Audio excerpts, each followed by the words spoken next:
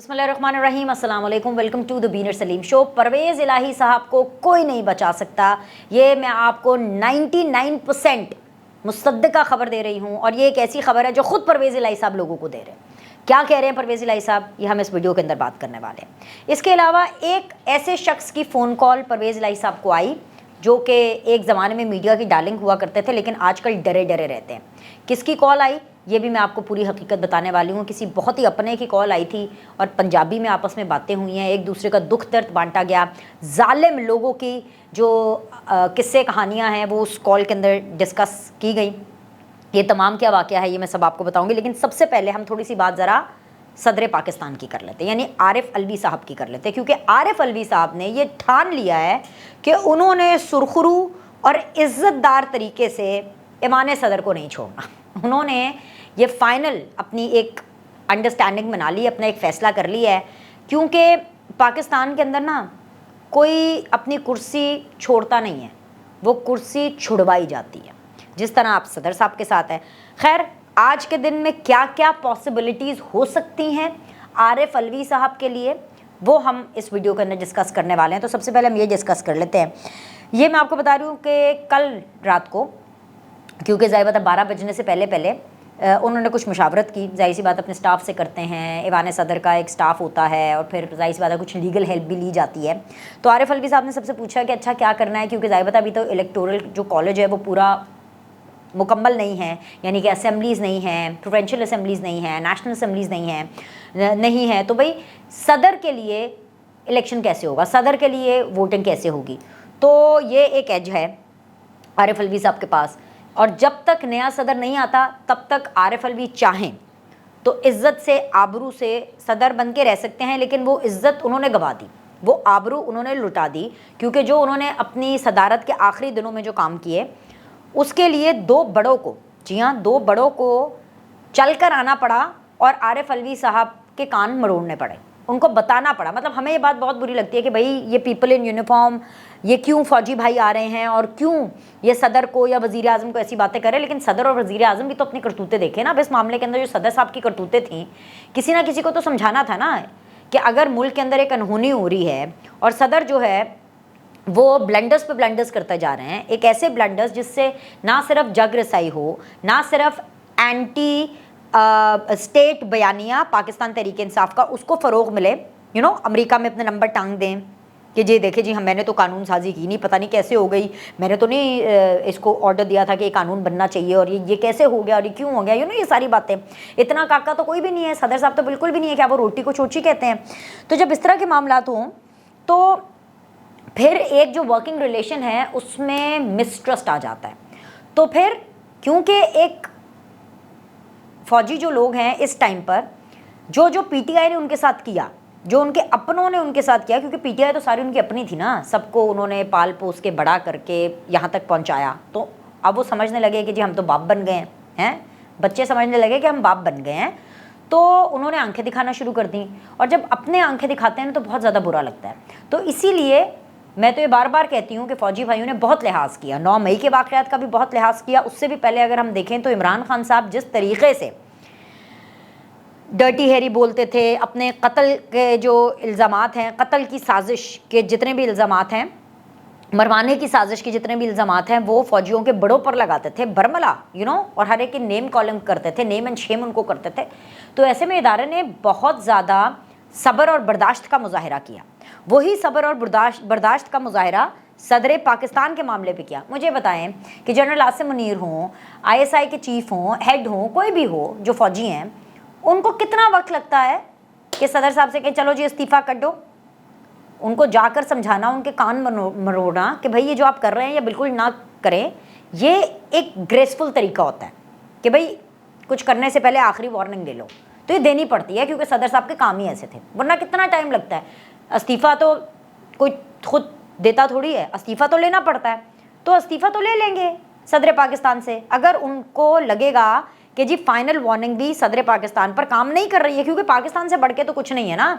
होगी भाई पीटीआई, होंगे जी इमरान खान अपने घर होंगे, पूरा पाकिस्तान थोड़ी ना है, कितनी फॉलोइंग होगी उनकी। तो एनीवेज गलत प्रेसिडेंट्स को कभी भी सपोर्ट नहीं करना चाहिए।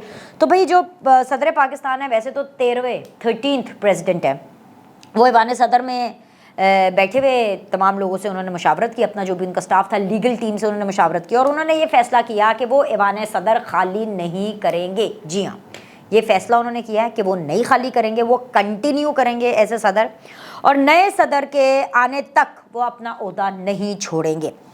लेकिन आपको जैसे कि मैं पहले बता रही हूँ कि ओहदा छोड़ने का फ़ैसला आरिफ अलवी तो कर ही नहीं सकते, होम्योपैथिक हैं।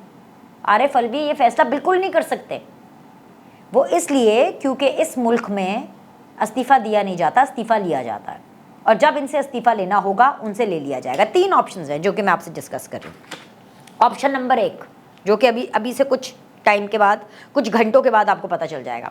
ऑप्शन नंबर 1 कि या तो सदर कंटिन्यू करेंगे जब तक नए सदर नहीं बनते। ये तो एक नॉर्मल सीधा सा एक रास्ता है कि भाई अभी क्योंकि वोटिंग शूटिंग नहीं हो सकती, इलेक्शन नहीं हो सकता, नए सदर का भी चुनाव नहीं हो सकता, तो आप आराम से कंटिन्यू करें। लेकिन क्योंकि आपने इंसान बन के कंटिन्यू करना है, पाकिस्तान के सदर बन के कंटिन्यू करना है, तो you should know, mind your words, mind your actions. और इसीलिए जो सदर पाकिस्तान हैं वो कुछ दिनों से चुप भी नज़र आ रहे हैं, और इसीलिए सदर पाकिस्तान के ऊपर पाकिस्तान तहरीक इंसाफ और उनकी कोर कमेटी जो है वो लान तान भी कर रही है कि तारीख़ दो, सदर तारीख़ दो, सदर तारीख़ दो। और सदर साहब मर्सी पिटिशन के तहत किसी की भी सज़ा, for that matter Imran Khan की सज़ा भी माफ़ कर सकते हैं, और यही तो इमरान खान साहब का प्लान है। तो एक वो ऑप्शन है कि सदर साहब को समझा बुझा कर, बीबा बच्चा बना करके उनको कंटिन्यू कराया जाए, जो कि पहली ऑप्शन है जिसको एक मौका दिया जाएगा, और ये मौका दिया गया। सदर साहब को समझाया गया और उनसे कहा कि ये ना करें आप, ठीक है। दूसरी ऑप्शन ये है कि सदर ने अगर इस बीच में कभी भी अपनी कोई हैंकी पैंकी की, अपनी मर्ज़ी, अपनी टांग अड़ाने की कोशिश की, ठीक है मेरा तोहफ़ा मेरी मर्ज़ी तक चल गया, लेकिन मेरा मुल्क, मेरी सदारत और मेरी मर्ज़ी ये नहीं होगा, ये नहीं होने देंगे। मेरा तोहफ़ा मेरा मर्ज़ी ठीक है, मेरी सास, मेरी अदालत, मेरा फ़ैसला ये भी ठीक था, चले जी ये भी हो गया टेम्पररी, ये भी वैसे होना नहीं है लेकिन चले टेम्पररी ये भी हो गया, लेकिन मेरी सदारत और मेरा मुल्क और मेरे फ़ैसले ये नहीं होने देंगे। ये मैं आपको बार बार बता रही हूँ, ये कभी किसी सूरत नहीं हो सकता। तो जब सदर साहब ने ज़रा सी चूक करने की कोशिश की ना, वही उनका टेटवा दबाया जाएगा और कहेगा चलो जी चलो इस्तीफ़ा दो, और फिर इस्तीफ़ा देना पड़ेगा, क्योंकि जब इस्तीफ़ा मांगा जाता है ना फिर इस्तीफ़ा दिया जाता है, और जब इस्तीफ़ा लिया जाएगा तो फिर जो चेयरमैन सेनेट हैं वो एक्टिंग सदर के फ़राइज़ अंजाम देंगे अनटिल जब तक नए सदर नहीं बन जाते, राइट। तीसरी ऑप्शन ये है कि आरिफ अलवी ये कह सकते हैं कि मैं उम्र के इस हिस्से में पहुंच गया हूं कि मेरे दांतों में दर्द होता है, मेरी तबीयत ठीक नहीं रहती है, मुझे रातों को नींद नहीं आती है, तो मैं अब आगे कंटिन्यू नहीं कर सकता। बिल्कुल हो सकता है, और वो खुद अपनी मर्ज़ी से, खुद अगर ये करिश्मा हो जाए, खुद अपनी मर्ज़ी से कहें कि भाई बहुत प्रेशर है और मेरी तबीयत ठीक नहीं है, तो लिहाजा मैं ये छोड़ने के लिए ओहदा तैयार हूँ। तो अब से चंद घंटों के बाद इन 3 ऑप्शंस में से कौन सा ऑप्शन लिया जाएगा ये हम सबको पता चल जाएगा। ये बस सिर्फ चंद ही घंटे दूर है, राइट। वैसे तो अगर सदर साहब की परफॉर्मेंस की बात करें, मेरा तो ख्याल है कि इनको चंद घंटे भी नहीं देने चाहिए, टू बी वेरी ऑनेस्ट। इनको चंद घंटे बिल्कुल नहीं देने चाहिए। बैकअप प्लान होता है, एक प्लान ए होता है, एक प्लान बी होता है, प्लान सी भी होता है। बट इशू ये है कि इसलिए इनको मौका नहीं देना चाहिए इतना भी, क्योंकि सदर ने सदर बनते ही कोई सदरों वाले काम नहीं किए। वो काजी फाइज ईसा साहब को मुफ्ते में एवं ही उनको पिन कर रहे हैं, एवं ही उनको तंग कर रहे हैं। भाई उन्होंने ही रेफरेंस बना के भेजा है, कोई बंदा अक्लमाती दे देता है कि क्यों भाई हम बनाएं। इसके अलावा कौमी असम्बली हो, ये असम्बलीज़ हों, वो तहलील करना, क्यों भाई आप उस टाइम पे स्टैंड ले लेते, उस टाइम पर इलेक्शन की डेट दे देते। मतलब सदर वाले कोई काम नहीं है ना इनके। फिर और सबसे बड़ी बात ये, शहबाज शरीफ से हल्फ नहीं लिया, या उन्होंने कहा मैं नहीं लूँगा हल्फ, तो क्या हुआ? क्या शहबाज शरीफ साहब इस मुल्क के वज़ीर आज़म नहीं बने? क्या उनके हल्फ ना लेने से वजारत उज़्मा खाली रही? क्या नहीं हुआ ना, फ़ायदा नहीं है, बस गंदे हुआ क्या? और फिर उसके बाद एंड में या आखिरी दिनों के ऊपर जो उन्होंने ताज अपने सर पे सजाया है, जिसके ऊपर पूरी दुनिया में झगड़साई हो रही है कि भाई सिर्फ पाकिस्तान में ही ऐसा हो सकता है कि कानून बन भी जाए और सदर उसको साइन भी ना करे, मतलब माँ सदके जाए। तो मामलात ये हैं कि जो आरिफ अलवी साहब हैं उनको उनकी डोज दे दी गई है।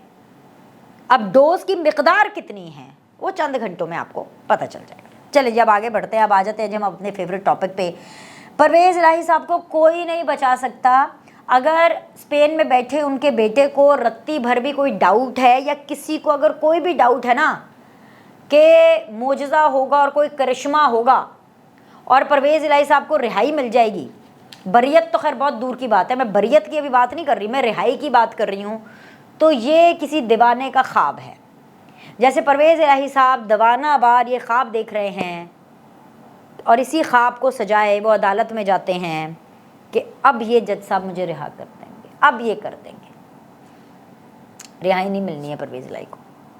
یہاں تک کہ پرویز الہی وہ سر پیٹ رہے ہیں۔ ابھی کل وہ جب اپنے 14 روزہ جوڈیشل ریمانڈ پر جا رہے تھے اور جب جوڈیشل ریمانڈ کے لیے پہلی رات ان کی سٹارٹ ہوئی تو انہوں نے کہا کہ کی چاندے نے، آپ کو پتہ ان کا بڑا ایک اسٹریٹ سمارٹ قسم کے سیاستدان ہے، پرانے ہیں، پنجابی گل کرتے ہیں، وہ کہتے ہیں کہ کی چاندے نے، کوئی تو ہوئے، کوئی ہے، ہیلو کوئی ہے، مطلب فون پہ نہیں، لوگوں کو بلاتے ہیں ہیلو کوئی ہے میرے نال، کوئی تے گل کر لے، مطلب کہ کوئی تے گل کر لے، مطلب کہ اسٹیبلشمنٹ بات کر لے، فوجی بھائی مجھ سے بات کر لیں، مجھے بتاؤ تو صحیح کہتے کیا ہو مجھے، جس کا مطلب یہ ہے کہ فوج کی طرف سے، اسٹیبلشمنٹ کی طرف سے کوئی رابطہ نہیں ہے اور کوئی رابطہ کرنے کی کوشش بھی نہیں کی جا رہی ہے۔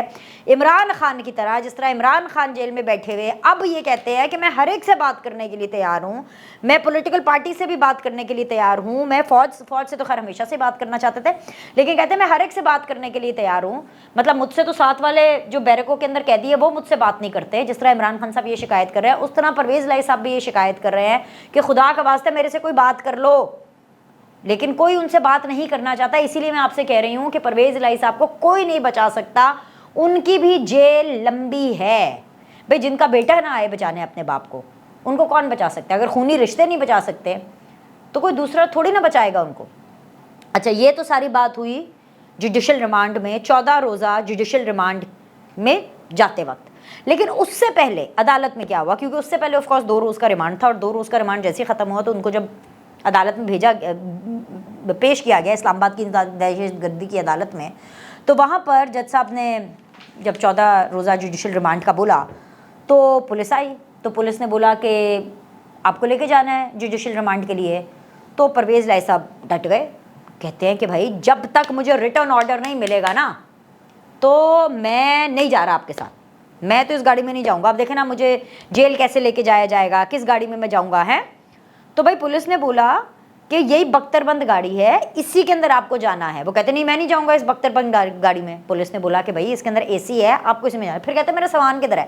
یعنی پرویز الہی صاحب، وہ کہتے انگریزی کی ایک مثال ہے beggars can not be choosers, یا یہ مثال ایگزیکٹلی تو پرویز الہی صاحب پر لاگو نہیں ہوتی because he is not a beggar, but issue یہ ہے کہ پرویز الہی صاحب کی صورتحال بھی اسی قسم کی ہے کہ وہ بھیک مانگ رہے ہیں، وہ ترلے منتے کر رہے ہیں کہ میرے نال کوئی گل کر لے، مینوں کسی طرح ریلیف مل جائے، مینوں دسو تو صحیح کہ چاندے کی ہو، رائٹ؟